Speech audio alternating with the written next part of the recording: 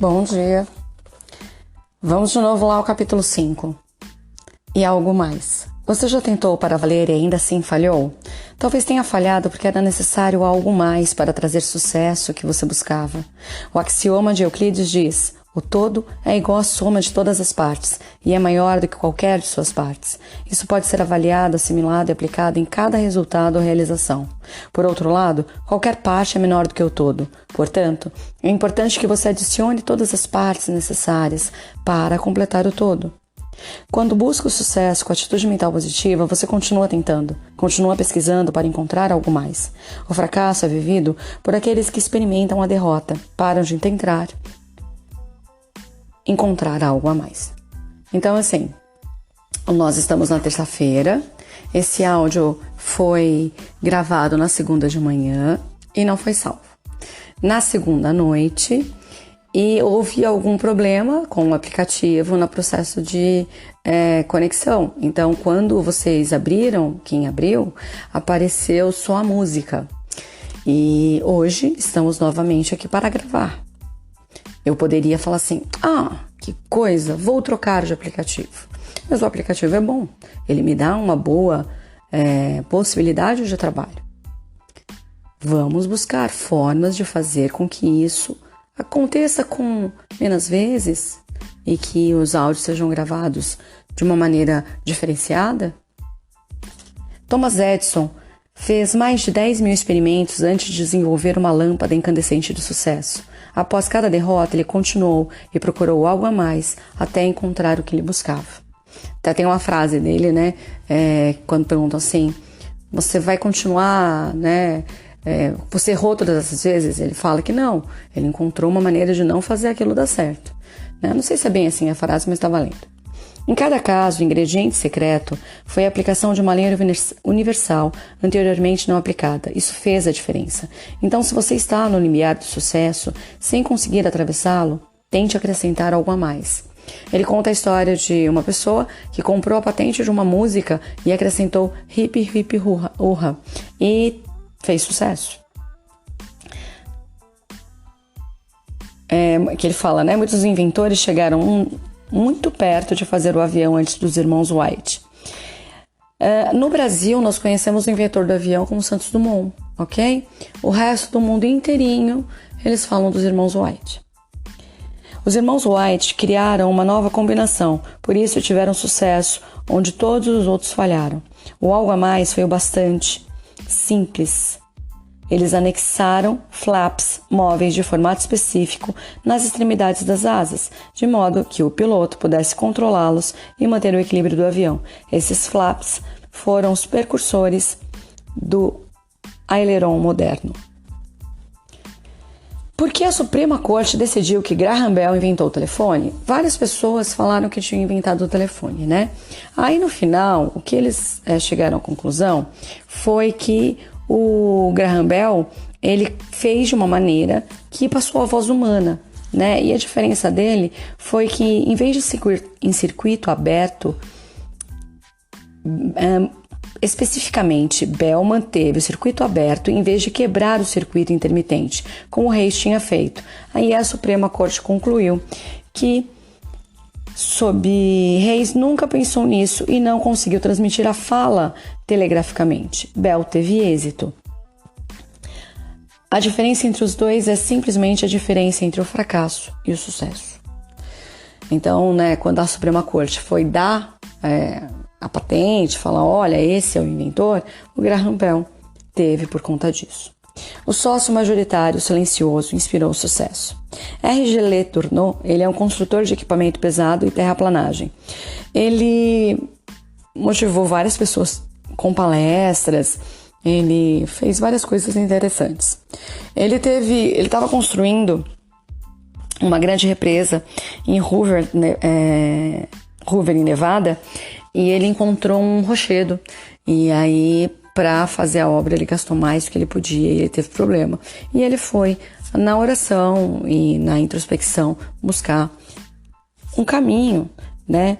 Então ele fala, tudo o que tenho, tudo que fiz que valeu a pena, devo a ele, que é esse sócio majoritário. O Napoleão Hill teve uma vez que ele estava no avião com ele, indo de um lugar para outro, ele ia fazer uma palestra e eles estavam dormindo. De repente ele levantou, pegou um caderninho, começou a escrever, dormiu de novo. Aí quando eles acordaram, né, o Napoleão falou assim: você sabe que você acordou no meio da noite, escreveu no caderninho? Ele: não, sério. Aí ele foi lá, olhou o caderninho, tinha resposta para um problema que eles estavam buscando há um tempo, que ele estava atrás, há meses pensando nisso. Então ele fala sobre esse sócio majoritário, essa intuição, Deus na vida dele. Quando você receber um lampejo de inspiração, anote-o. Pode ser algo a mais que você está procurando. Acreditamos que a comunicação com a inteligência infinita se dá por meio da mente subconsciente. Acreditamos que você deve estabelecer o hábito de anotar lampejos de inspiração no instante em que eles são comunicados do subconsciente para o inconsciente. Aprenda pensamento criativo com o pensador criativo. O Poder Criador da Mente e Imaginação Aplicada, de Alex F. Osborne, das agências de publicidade Batten, Barton, Destiny e Osborne, inspirou centenas de milhares de pessoas a engajarem em pensamento criativo. Igualmente importante é que as pessoas foram motivadas à ação positiva e construtiva. Os métodos de brainstorming de Osborne, explicados em seu livro Imaginação Aplicada, obra de fácil leitura, são empregados em salas de aula, de faculdade, fábricas, escritórios. E ele conta assim, que é aquele método, quem trabalhou com essa questão de planejamento e tal, conhece. Você, a tempestade de 10, você coloca tudo na sua frente. Se você trabalha com uma equipe, você pede para todo mundo a sugestão e você não põe filtro naquilo. Você não fica sem restrição nenhuma. Escreve tudo. E depois que você escreve tudo, que todo mundo já escreveu tudo, aí começa a se organizar as ideias. É bem legal. Ele praticou o pensamento criativo sentando em busca de ideias. Elmer Gates é professor, filósofo, psicólogo, cientista e inventor norte-americano. E ao longo da vida ele inventou diversas coisas, patenteou diversas coisas. E o Napoleão Hill, ele chegou lá, lembra que o Napoleão Hill ele escreveu um livro com cartas de apresentação do Andrew Carnegie, que ele escreveu. Aí ele queria saber o que levava as pessoas a terem sucesso e tal. E aí ele chegou lá para entrevistar ele, aí a secretária dele falou assim: olha,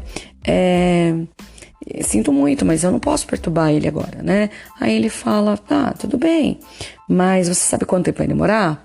Umas 3 horas. Mas você pode me explicar por que você não pode perturbá-lo? Aí ela fica meio sem graça, aí ela fala: ele está sentado em busca de ideias. Aí ele sorriu e... Aí ele ainda perguntou para ela, o que significa isso? Ela falou: o senhor Elmer Gates vai te explicar melhor do que eu. Quando ele saiu, ele foi lá, se apresentou e tal. Aí ele pegou e falou assim: você quer saber o que eu faço para chegar em busca de ideias? Aí ele: claro. E aí ele aplicava o princípio do sucesso da atenção controlada, pedindo que o subconsciente para dar uma resposta para o problema específico, fosse qual fosse. Em algumas ocasiões, as ideias pareciam não vir.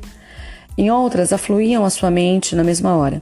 Em alguns casos, levava até 2 horas para aparecerem. Tão logo começaram a se cristalizar, ele acendia as luzes e começava a escrever. Elmer Gates refinou e aperfeiçoou mais de 200 patentes que outros inventores tinham empreendido, mas ficado aquém do sucesso. E aí ele fala, que o conhecimento armazenado na mente subconsciente e adquirido por meio da experiência individual, observação e educação.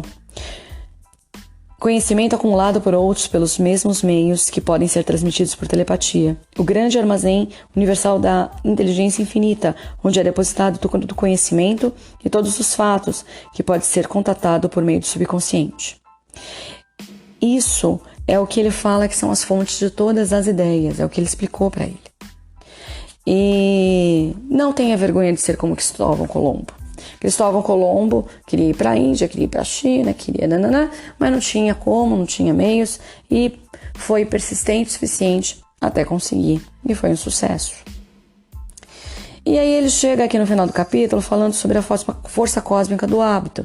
E ele compara essa força cósmica do hábito com a lei da gravidade. A lei da gravidade é uma lei universal, é uma lei natural. Mas, como qualquer outra lei, ela não é em si mesma um poder. Quando você usa o princípio corretamente, aí sim o poder é empregado de acordo com a lei universal.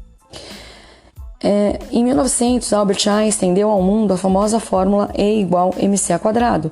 A fórmula explica a relação entre energia e matéria.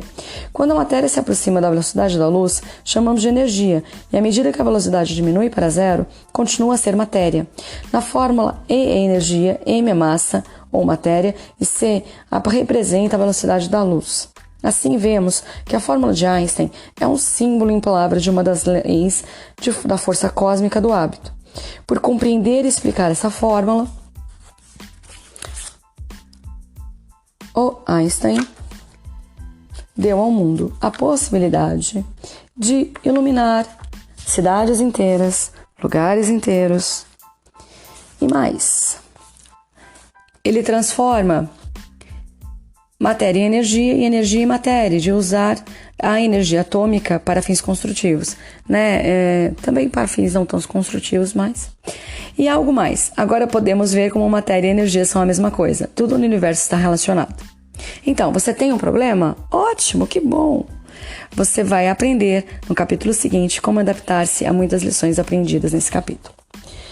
Aí lá no piloto número 5, pensamentos pelos quais se guiar, ele vai colocando. E algo mais, o que importa, o importante princípio contido neste capítulo significa para você e como você pode aplicá-lo?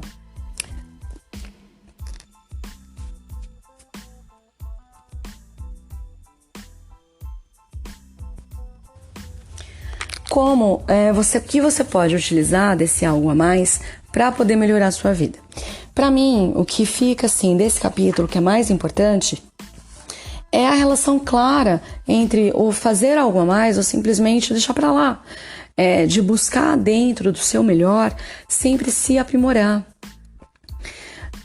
Quando nós conversamos com pessoas mais velhas e pessoas com mais de 50, 60, existem muitas pessoas que trazem na sua fala uma certa amargura, porque deixaram de fazer coisas e responsabilizam outras pessoas e outras situações por coisas que elas quiseram fazer e não fizeram.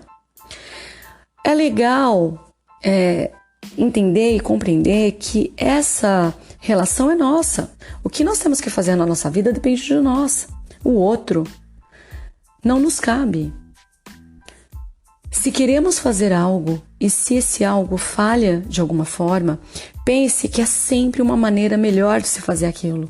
Busque novos e melhores caminhos. Você está aqui, você está ouvindo esse áudio, você está lendo o livro, você está fazendo os exercícios, você está buscando fazer coisas melhores todos os dias. Faça disso a sua rotina. Atitude mental positiva é estado de espírito. Ok? Beijo, gente. Até mais.